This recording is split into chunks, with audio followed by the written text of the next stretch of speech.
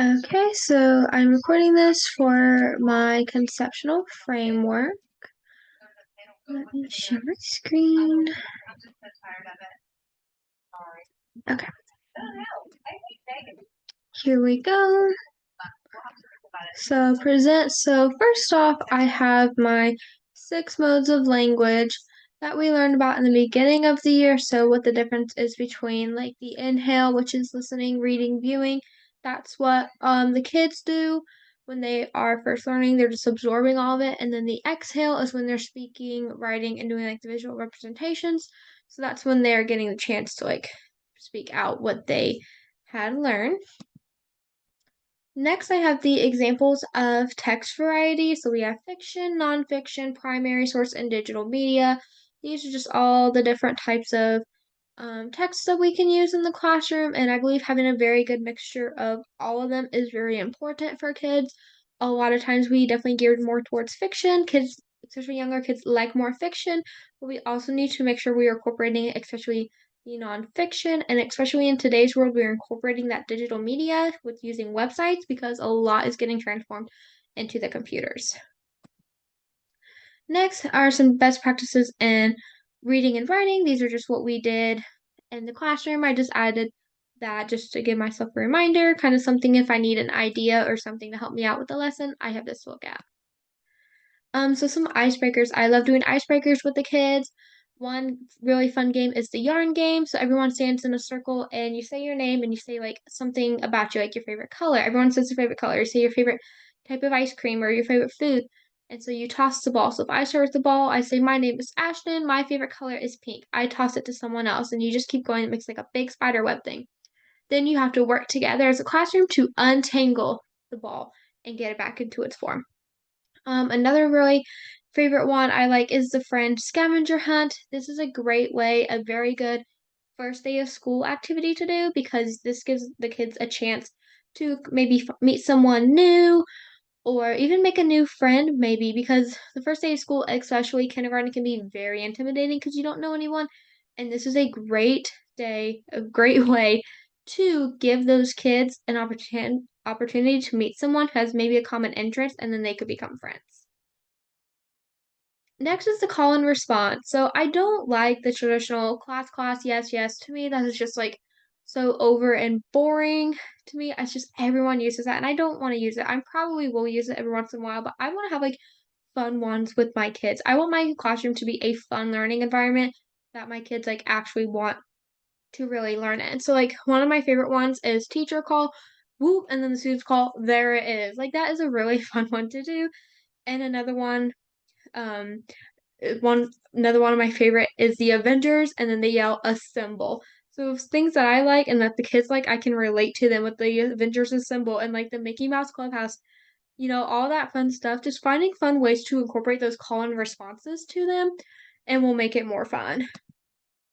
Then these were just some lessons that we looked up for the lessons with music, and then we have the difference and the broad range of like learners. We have the two differences between these two and like group work. So sort of like instructional strategies, just kind of like, breaking them up and what its benefits for both and like some cons for both, but mostly like the benefits for it all. Accommodations. Yes, accommodations are very important, especially nowadays. I feel like more and more kids are having more accommodations for themselves than anything. So just knowing like something to make it easier for a kid, even if it is just me reading the test to them, they might be able to answer all the questions, but they just have a hard time reading. So even me just reading the test to them will help them out more. So a good thing like that. And then modifications are kind of similar, but they are a little bit different. So, and what with modifications, it's just kind of like making it easier for them, and it's really more essential for students who like really need those modifications. Accommodations are a little bit different because you can accommodate for everyone, but modifications means like you're actually like changing something. So not all kids are going to need the modifications.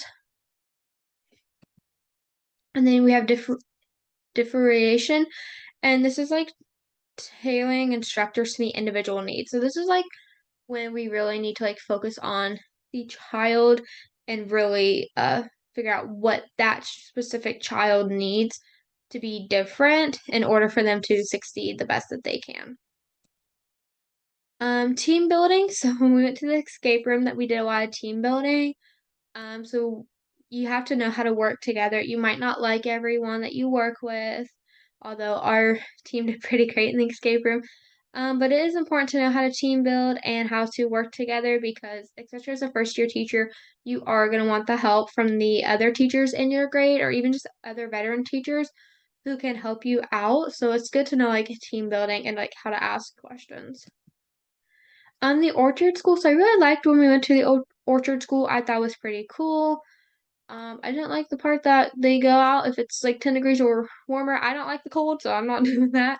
Um, but I thought it was like very interesting and how like each grade kind of had like their own space and stuff. And I just really liked that school. I thought it was a very good school. So the first day of practicum, it was very exciting, a little nervous because it's always nervous when you meet your kids and your teacher for the first time. But we are mostly there for social studies and a little bit of science, just kind of depending on the day. Um, so she would give the students time to work, and if there's more time we were still there, we just kind of walk around and help, or we would like take the kids out into like small groups and like work on them. Kind of, we break into groups, so we had like I don't know, like maybe 6 or 7 kids in the group, so kind of like 1 on 6, a little bit smaller group that we were able to help the kids more, and it was able for us to also get a chance to get some like teaching in. So, some text structures. So, text structures refer to how a piece of well-written text is organized. So, it's important to make sure that all of our text is organized, and especially for the kids, because if it's not organized, it might confuse them. So, we need to make sure that everything is organized. And then just some pictures of the different types of text structures. So, description, compare, contrast, order, sequence, problem solving, and cause and effect. So, these are something great that I can keep up in my classroom and my kids can look at it if they need help and like go revisit to it. So then comparison is comparing two or more different things and just teaching the kids the keywords with that. And we have cause and effect, and then just the cause of something. So this causes this, and that's the effect of that cause. And then again, just all the keywords, problem solving, or problem and solution. So structure of nonfiction text. So, and kids will most likely see problem and solution in everyday life because they will be solving problems and solutions, even not just in reading, but in everything else. Sequence, so definitely teaching first, second, then their last, because when they start writing papers and stuff, and that's when they start, even like ingredients, like, you have to start somewhere. So teaching them those keywords and how to organize that will help. And then description, a detailed description of something to give the reader a mental picture. Especially for younger kids, descriptions are great. If you're describing something and the kids might not know, having a picture or even relating it to something that the kids would understand, like they can relate to, will help them understand a lot more. Blended reading, so that is so you give them a worksheet on paper as an online tool and you practice for an upcoming test and you just kind of put everything together. So you like record the lessons of the day and upload them to my classroom. That's just another chance for the kids to like go back and look. And then the nonfiction text feature. So we have title, subheader, image, bold, italicized, just the different types of way text can look, and that way kids will understand what is important of it being italicized, or what does it mean if it's bold, or like what the subtitle is. So just teaching them those words is important. And beliefs in an outdoor classroom. I believe that kids have a learning environment to play in, which is awesome. It gets them hands-on with nature wherever they're working on. So it's a different learning environment. Some kids, they get bored being stuck in the classroom all day. So this gives them a chance to get outside and just even get in a different area and maybe refocus. Fresh air. It gives them a chance to get some fresh air. Little kids need fresh air, need chances to roam around. And it gives more room to spread out than a lot of indoor classrooms. Like Cowan, I believe, is very lucky. They had a pretty big kindergarten classroom, but that can still be hard and get boring being stuck in those four walls all the time. And then here's a picture of the design that we made in the beginning of the year for our outdoor classroom at Cowan. And then just some ideas that we had. We had the music wall, the garden, kind of like the butterfly wall. These were all of the areas that we came up with, my group, and then most of them we do have, so it's pretty cool to see that come together. And that is all I have.